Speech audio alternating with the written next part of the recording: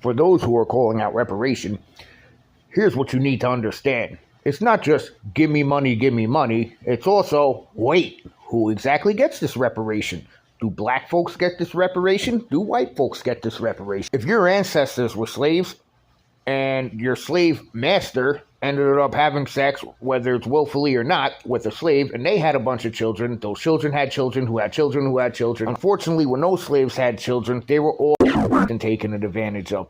Some came out black, some came out white. Do you think within the last 200 years or so, every single person that was a descendant of a slave came out black? No. So whether the person is light-skinned or whether the person is dark-skinned, whether the person is white or whether the person is black, today in 2024, you'll never know exactly who was a descendant from a slave and who actually wasn't.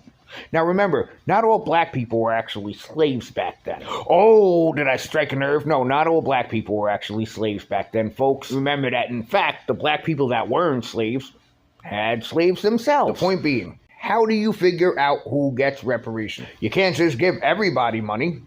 Can't just give every black person money, because then it's unfair to the black people who were actually descendants of slaves. What about the white people? Why? Because they're light-skinned, they can't get money. Many of them were descendants from slaves too. Because one skin is lighter or one skin is darker does not mean that one person gets money over the other.